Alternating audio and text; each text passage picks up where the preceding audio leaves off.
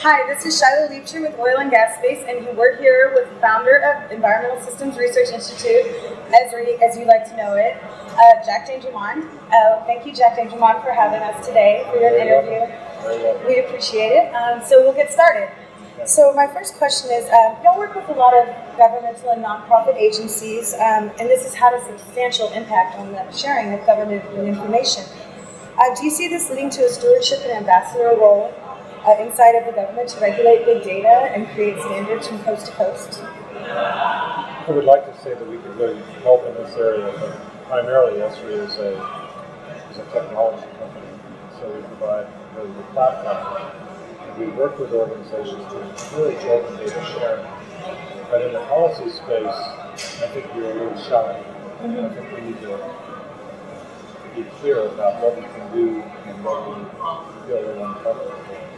So, in the last couple of years, we've developed a technology for open data sharing, and so many of our government customers are using our portal technology for open data to disseminate data to the rest of the world. An example of that is just between January and now here in June,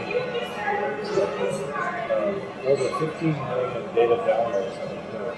Oh, wow. And there's been, I think, about 60,000 data sets shared. These are base maps or imagery or sensitive information, not so sensitive information that people want to share publicly.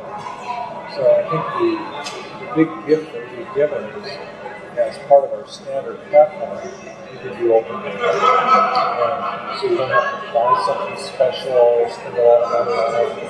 You do an RTF user, you can actually use the open data portal for free. That's very encouraging to us. On the other hand, we also have a very strong commitment to open standards and have built into our platform the ability to ensure that our customers can integrate our technology into other technologies, in other words, ensuring openness and interoperability both of our data and also our tools. And the evidence of that works is that we just have thousands of systems that are integrated in complex and heterogeneous environments. So strong on standards, strong on openness, strong on interoperability. Sounds great. So when you started out, you were doing smaller, separate projects for private clients.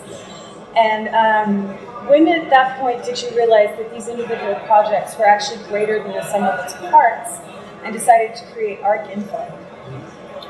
It happened in about 1979, 1980. We were pretty much operating as a consulting firm. I had just gotten out of school and had some software I was developing a lab for computer graphics at Harvard. So we would do one project at a time, and at that time we were running on mainframe computers, so the graphics were printer maps that were very accurate, but interesting. And very gradually people began to recognize the value of data-driven decision-making and computer graphics as a way to improve the day-to-day doing. About 1975, they said, Jack, could I have your homemade software? We sold a few copies of it, but it was not very good. About 1980, we made the sale of all of our software to a couple of companies and realized when we tried to support it that it was not going to work out.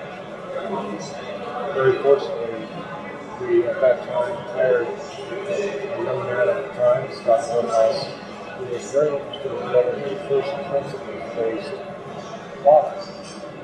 So we started all over. I thought we would just be a better programmer than some of the programmers we had. But we started all over. We didn't have very much money, but we took all of our money and kept investing into building GIS as a product. And we sold it a few times and then more. Suddenly people realized that on a well-engineered product, we could actually do a lot of things.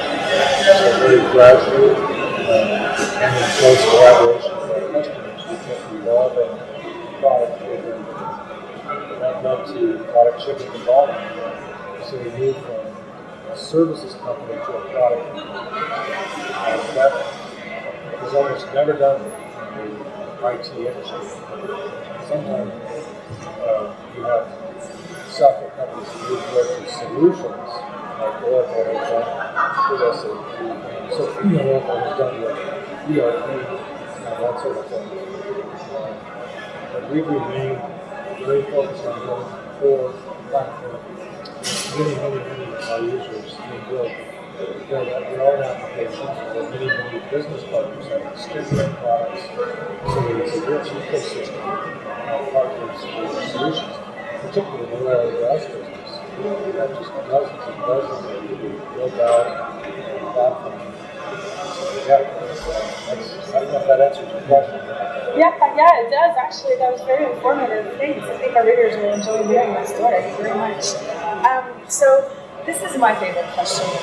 The direction of data science is so far separated from the data creators and the data users.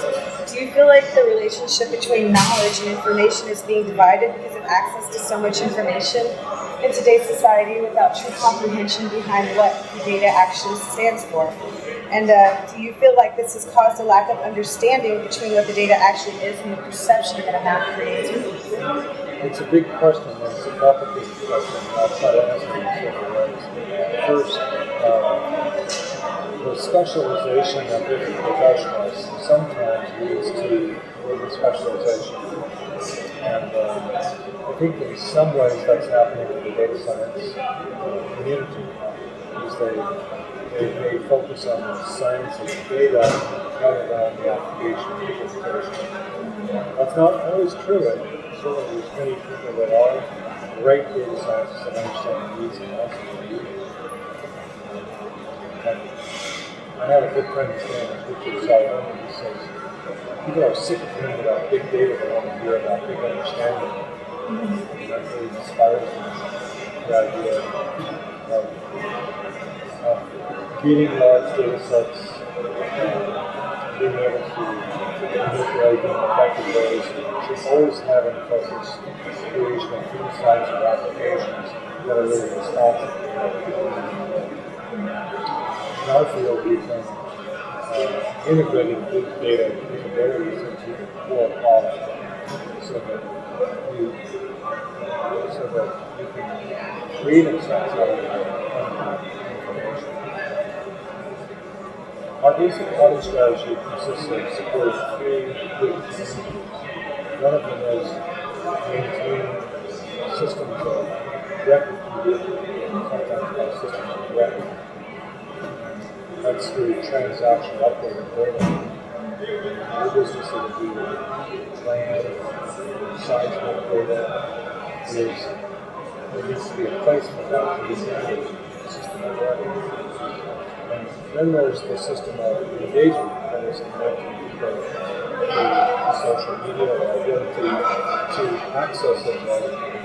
And third, there's systems of insight. Rich analytics, and in IT, there's three different worlds that been specialized in systems of record, like database, SAP database. Well, you're maintaining records, but then you get something else to do beyond business intelligence. Now there's something else to do with social connectivity within the organization. The power of ArcGIS today is that it integrates all three of those systems in one enterprise platform. So the systems of record keeping can be accessed directly by the analysts and insights. And it can also be connected to everybody in the organization through systems of integration. The power of that integration across the organization is enormous. So I very much appreciate the science of data. It's very important. But also, I appreciate integration of data in such a way that it supports all three different kinds of information. We just recently announced a product called Insights. We showed it this week. It's a very exciting product. And it's almost like GIS for Insights. Yes, I am a very big fan of Insights. We actually just published an article on it yesterday. Oh, thank you. Yes, I'm very excited about it. And so, what a data scientist does not have is a very good insight typically on GIS and its product. So, you can be a GIS specialist. data scientists want to be able to apply data quickly and responsibly to things like what the mayor is asking for, what the CIO is asking for, or the executive development, how to reach back and just not quite have these type of spatial analytics, does not have that kind of interactive capability in the past. So insights clearly is visual, it's clearly intuitive, and clearly has reached out back to big data. Storage hundreds of thousands of population points easily interacting with and seeing. I'm excited about that. Yes, it's amazing how fast the processing is on that for the amount of records. Before it's released, we'll connect to the geoanalytics server. We really have to announce this, but we'll reach all the way back into big data environments with millions and billions of records. That sounds awesome. Very looking forward to that integration. I love it. So, and here's a question, the $10 million question for all of our readers. We constantly get this, and we've touched on it at a couple of conferences, but I think our readers would like to hear it straight from you. The hardest part as a person in the GIS industry is explaining to people what we do. Most people think of GIS as a grab bag of data, and they tell us what they want, and it's automatically there and formatted and symbolized, and the map is just ready. We drop the data in, and there's not a lot of work behind it, which is oftentimes not the case. And in reality, it's a very managed, structured information system. What's the best advice that you could give some of our readers in just a few sentences to help them explain to their managers and other coworkers as to what we actually do? Well, GIS is an information system for managing the quality of geographic data, geographic information. And that's its 50-year-old legacy. And what are geographic data sets? The wells, the pipelines, the land records. So just like we have information systems about financial records, like SAP, that does transaction updates to understand business data. And just like we have personnel record keeping data system, information systems, personnel record transaction basis. Geographic information system is information system that manages geographic data, not only people geographic system. What is geographic system? Let's look out the window. Cities, trees, buildings, cars, buildings, people, bicycles. Yeah, everything's somewhere on the earth. And it's actually geospatial stuff or geographic things. And so the information system is an information system that allows us to manage the data, not everything. It's a very abstract thing. Yeah. And yet, people aren't interested in everything, they're very interested in their things. Yes. So if you subset down from the world of geographic things down to the things that an organization really cares about, let's say oil company that's managing the wells, the pipelines, the ownership, the production, where the people are, where the trucks are, where the reserves are, where the geology is or isn't. It's all that stuff. So just so much underpinning for the energy business, and it's almost like ridiculous. It's the foundation. So managers often will say, I need an information system to manage my money. But it's complicated, particularly in a foundational company. But even it's complicated. Definitely not a system to manage their accounts. They often need a personnel record. Businesses have hundreds of thousands, tens of thousands of employees. They can't do this. So what about the geographic stuff? How about the real stuff? The real production, all of that. So we need geographic information. Now, what's occurring is this is becoming so pervasive. said on Monday is GIS is becoming an essential platform for managing organizations. And increasingly, we're seeing GIS as the foundation for whole enterprise. And the geographic information system is that everybody across the organization has access to those records. Maybe not everybody.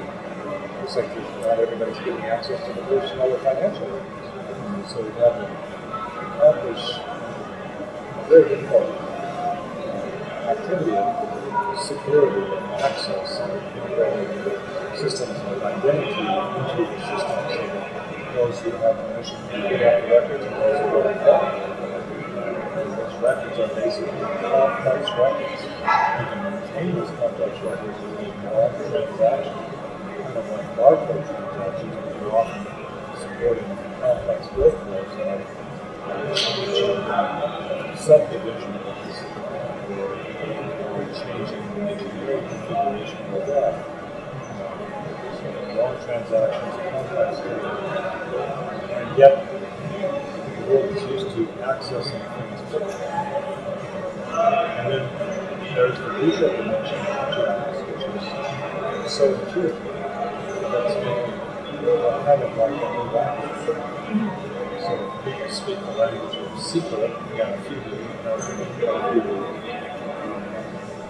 speak the language of money, they speak the language of emails. So what GIS is actually doing is providing infrastructure for a new language of dynamic visualization, active visualization. So this is an interesting language because it's a language which not only you can see almost everything visible or being graphic or money, you can also integrate these different layers of knowledge together in such a way that all aspects of organizations and all types of organizations can actually bring knowledge and see the relationships and patterns. So this language is powerful not just because it's visual, but also integrated. It speaks to the issues of complexity and the fact that everything is interconnected with everything else. Yeah. So, John here was saying how everything is used to core to web and one connections. I would just say it's a language of understanding, but it's also a language of acting, because we act on that. So I'm going to locate it here, I'm going to give an idea of what's there, I'm going to be concerned about security issues here. It's very powerful. Well, thank you for taking the time to meet with us today. It's greatly appreciated. Again, it's wonderful to speak with you, sir. And thank you, oil and gas space leaders. And thank Jack Dangermond if you get a chance to see him here at the conference. Thanks very much. Y'all have a great day.